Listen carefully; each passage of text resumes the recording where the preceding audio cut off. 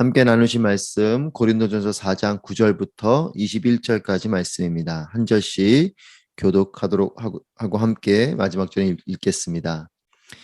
그러나 내가 생각하기에 하나님께서는 사도인 우리를 죽이기로 작정한 사람들 같이 맨 끝자리에 두셨으니 우리가 세상과 천사들과 사람들에게 구경거리가 됐습니다. 우리는 그리스도로 인해 어리석지만 여러분은 그리스도 안에서 지혜롭고 우리는 약하지만 여러분은 강합니다. 여러분은 높고 귀하나 우리는 낮고 천합니다. 바로 이 시간까지도 우리는 굶주리고 목마르고 헐벗고 매맞고 정처 없이 떠돌고 수고하며 우리 손으로 일합니다. 우리는 욕을 먹으면 오히려 축복해주고 핍박을 당하면 참고 누가 우리를 비웃고 헐뜯으며 선한 말로 대답합니다.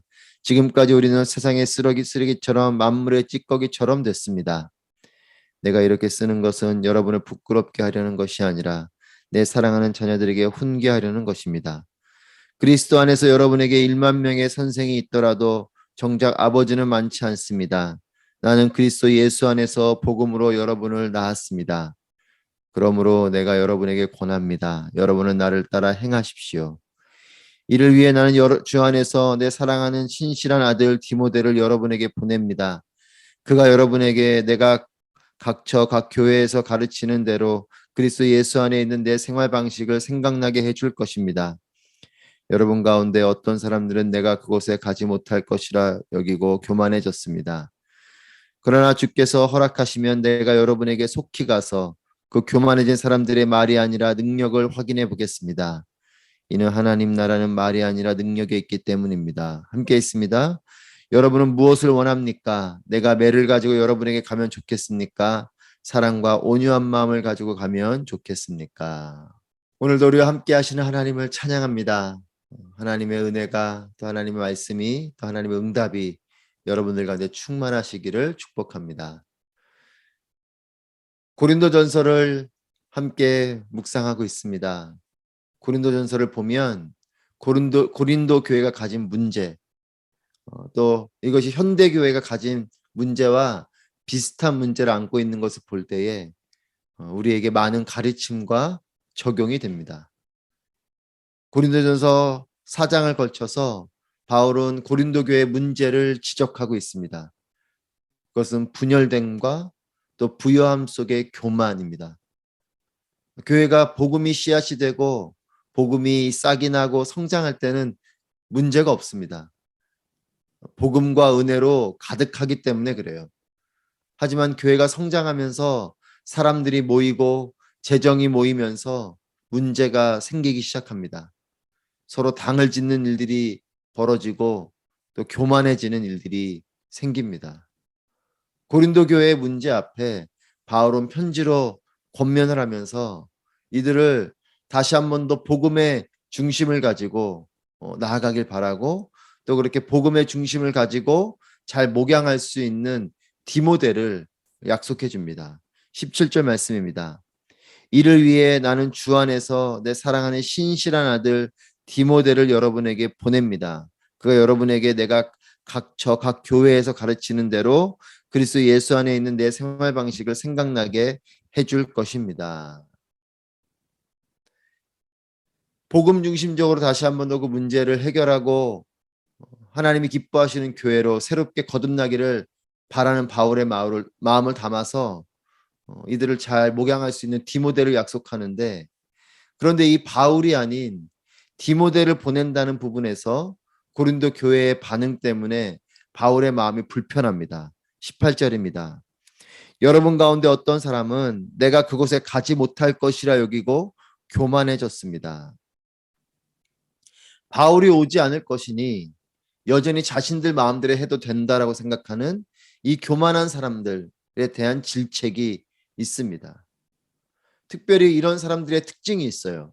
19절 말씀 보시면 그러나 주께서 허락하시면 내가 여러분에게 속히 가서 그 교만해진 사람들의 말이 아니라 능력을 확인해 보겠습니다. 이 특별한 이런 사람들, 이 교만한 사람들의 특징은 교회에서 입김이 있는 사람들이에요. 말이 능력이라 생각하는 사람들. 그래서 바울이 이야기를 합니다. 내가 가서 그 사람들의 말이 아니라 정말 영적인 능력과 영향력을 갖고 있는지를 확인하겠다. 여러분, 말이 먹히면서, 말이 영향력을 가지면서 교만해지면 문제가 되는 것이에요. 영향력은 좋은 것입니다. 권위도 좋은 것이고, 권위가 권위주의가 되는 게 문제고, 영향력이 선한 영향력이면 괜찮지만 이 영향력 때문에 교만해지는 것이 문제인 거죠. 내 말이 먹히고 또 영향을 줄 정도가 되면서 이 영향력을 선하게 사용하면 문제가 없어요. 하지만 이 영향력으로 교만해지는 사람들이 문제인 것입니다. 목회자들도 보면 전도사일 때는 괜찮았던 사람이 목사 안수 받으면서 말투도 이상해지고 또 교회에 영향력을 발휘하는 것에 이상해지는 이런 목회자들이 있어요. 여러분, 목회자뿐입니까? 섬김의 자리에 있는 이 직분을 받게 될 때, 직분은 교회 공동체를 섬기라고 주시는 거죠. 하나님께서 그렇게 직분에 대해서 교회 공동체에게 허락하신 것이고, 또 교회 공동체가 이 교회를 잘 섬기기 위해서 섬기게 하기 위해서 이 직분을 주는 것인데, 이 직분을 받으면서 이상해지는 사람들이 있죠.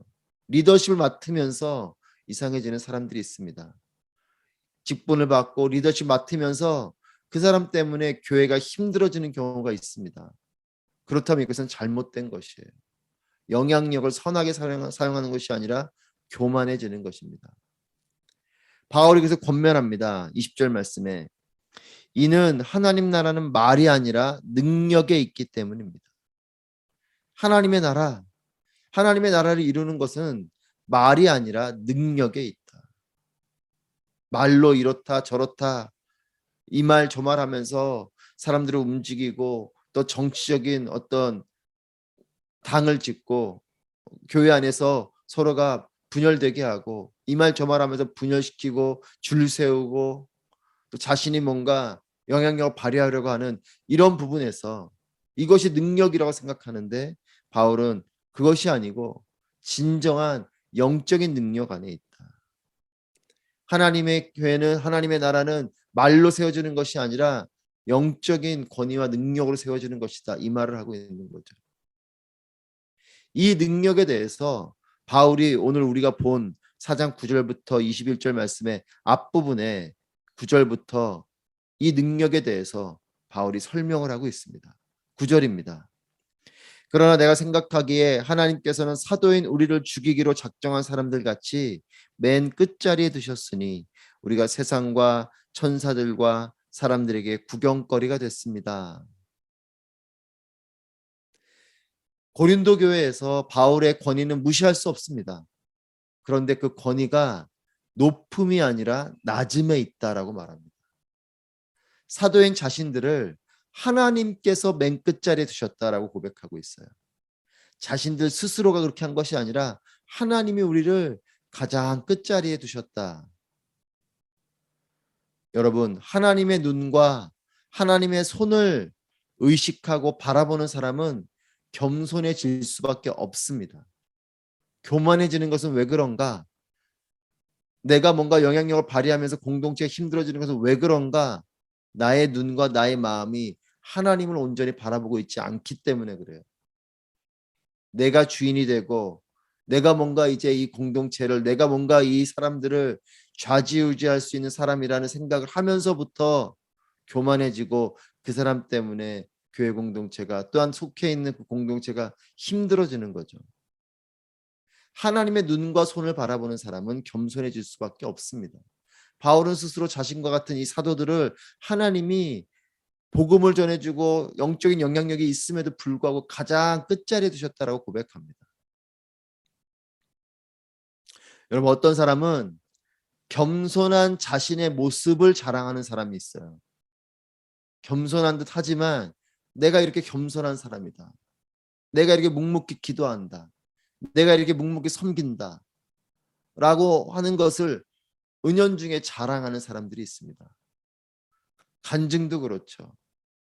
하나님을 전하는 간증을 하는 것 같지만 하나님보다 자신을 드러내고 있는 이런 간증들도 있어요.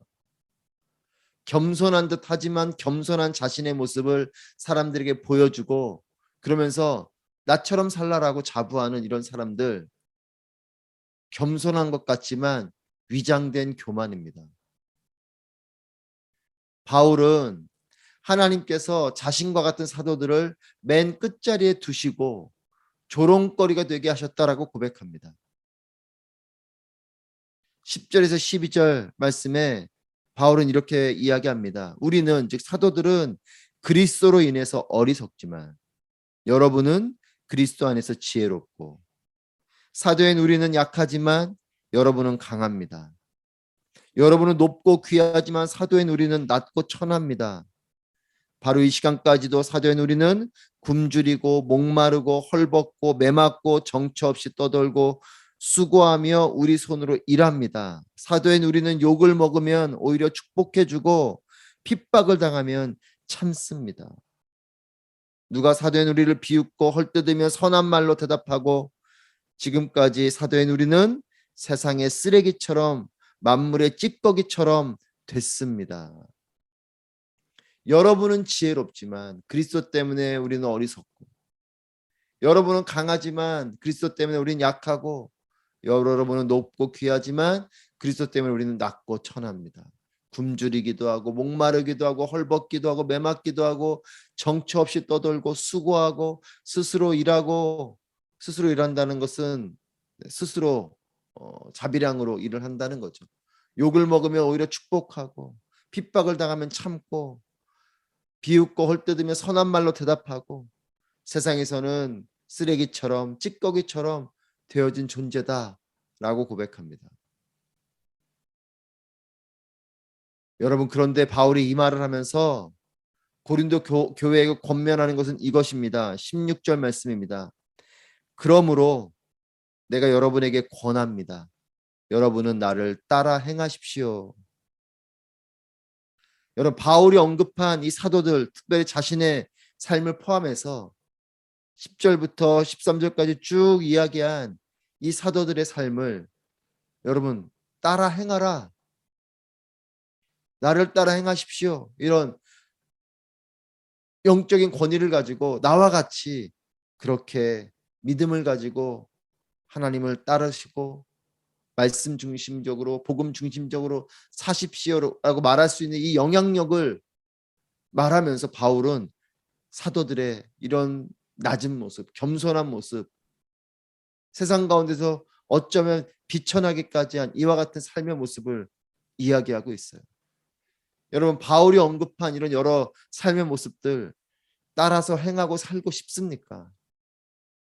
이것이 여러분 어떻게 살고 싶겠습니까?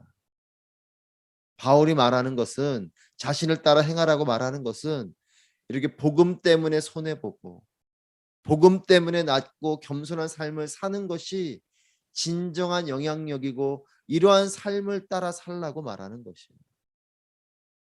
교회 공동체 안에서 사도의 권위를 가지고 권위주의적으로 뭔가 높은 자리에 앉아 있는 이런 모습을 따르라는 것이 아니라, 예수님 닮은, 예수님이 그러셨죠. 예수님이 그렇게 겸손하게 또한 연약하게 또 세상 가운데서 주목받지 아니하고 버림받은 사람처럼 그렇게 살아가신 그 예수 그리스도를 닮은 모습으로 사도들도 사는 것입니다. 그것이 영향력이다라고 말을 하는 것이에요. 말로 사람들을 좌지우지하는 뭔가 높은 자리에 앉아 있는 이런 것이 영향력이 아니고, 진정으로 복음으로 충만해진 그 말씀에 따라 사랑으로 겸손으로 살아가는 그 삶이 영향력이 있다라고 교회 공동체에게 말하고 특별히 리더십들에게 그 이야기를 하고 있는 것입니다. 이를 위해서 바울이 비유적으로 모델을 제시하고 있어요. 15절 말씀입니다. 그리스도 안에서 여러분에게 1만 명의 선생이 있더라도 정작 아버지는 많지 않습니다. 나는 그리스도 예수 안에서 복음으로 여러분을 낳았습니다. 바울이 비유적으로 모델을 제시하는 것, 아버지입니다. 선생은 많지만 아버지는 적다. 나는 그리스도 예수 안에서 복음으로 여러분을 낳았습니다. 여러분, 바울이 오늘 이 아침에 우리에게도 권면합니다. 선생이 아닌 아버지가 되십시오. 선생은 다른 일을 말로 가르치고 훈계하는 사람입니다. 교회 공동체에는 선생들이 필요합니다. 말씀을 가르쳐야 되는 그런 양육자들, 선생들이 필요하죠. 하지만 선생 같은 사람들만 많으면 공동체는 건조해지기 시작합니다. 말씀을 잘 가르치는, 또 말로써 해야 되는 사람들도 필요하지만 아버지 같은 사람들이 필요한 거죠. 아버지 같은 리더십들이 많아야 됩니다. 그래야 교회 공동체가 은혜가 넘치는 것이에요. 자녀들을 위해 희생하고 모든 것을 내어주는 참된 아버지의 모습, 예수님 닮은 리더의 모습이 필요합니다. 여러분, 예수님은 어떠셨습니까? 제자들의 발을 손수 예수님께서 무릎을 꿇고 그들의 발을 씻겨주신 그런 서번트 리더십, 섬기는 리더십, 이 예수님의 모습을 닮아가면 바울이 언급한 이런 사도들의 삶을 살 수 있게도 되는 것이죠. 그냥 우리의 힘과 우리의 생각으로 10절부터 13절에 이르는 이런 삶을 살려고 그러면 못 살 것입니다. 하지만 예수님을 닮은 모습으로 살겠다, 예수님이 하신 것과 같이 하겠다, 그런 마음으로 섬기는 리더가 되겠다, 나 역시도 서번트 같은 그런 종과 같은 그런 섬기는 리더가 되겠다라고 한다면 우리도 이와 같이 살아갈 수 있는 것이죠. 좋아서 하는 것이 아니라 이런 거룩한 선택을 기꺼이 할 수 있는 것입니다. 여러분, 예수님은 정치적으로는 가장 연약한 모습이었지만 가장 강력한, 세상을 살리고 통치하는 최고의 리더십이셨죠. 진정한 영향력은 예수님 때문에 어리석어지고, 예수님 때문에 약해지고, 예수님 때문에 천하기까지 낮아지고, 예수님 때문에 고난도 기꺼이 감내하는 이런 삶을 통해서 진정한 영향력이 나타나는 것입니다. 사랑하는 아부다비 온누리교회 여러분, 또한 이 예배 가운데 함께 하시는 여러분, 가부장적인 아버지가 아닌 우리를 위해 생명까지 내어주신 하나님 아버지의 사랑을 담게 되시기를 축복합니다.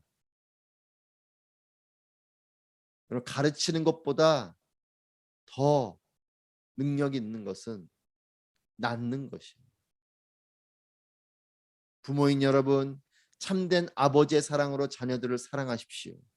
교회 공동체 리더십 여러분, 선생이 되기보다 아버지가 되십시오.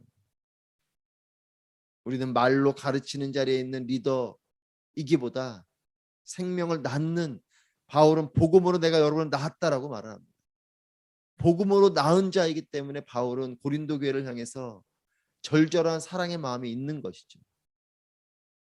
생명을 잉태하고 낳는 마음으로 사역하고 리더십을 발휘하는 저와 여러분이 되시기를 바랍니다. 예수님이 머리가 되시면 공동체는 평안이 임하게 됩니다. 은혜가 임하게 되는 것이에요. 사람이 머리가 되고 사람이 그 예수님의 자리를 앉으려고 하면서부터 교회 공동체는 시끄러워지고 분열이 일어나고 고통이 찾아옵니다. 하지만 예수님이 머리가 되시고 우리는 가장 끝자리에 앉아 있는 그런 겸손한 리더십의 모습으로 있는 공동체는 평안하고 은혜가 충만합니다. 예수님이 머리 되시는 살아있는 여러분의 가정 공동체가 되기를 축복하고, 우리의 순 공동체가 되기를 축복하고, 또 아부다비 온누리교회와 또 이 땅의 모든 교회 공동체가 되기를 축복합니다. 주님의 사랑이 충만하고 또 아버지의 사랑이 충만한 우리 모두가 되기를 바랍니다. 기도하겠습니다. 하나님, 아버지의 사랑을 품은 선한 영향력의 리더십이 세워지는 나라와 교회와 가정이 되게 하여 주시옵소서. 나 자신이 복음 안에서 생명을 낳는 참된 영향력으로 헌신하고 섬기는 리더가 되게 하셔서 내가 속한 모든 공동체의 연합과 화해와 일치가 임하게 하여 주시옵소서. 함께 오늘 말씀을 기억하면서 기도하도록 하겠습니다. 기도합니다. 살아계신 아버지,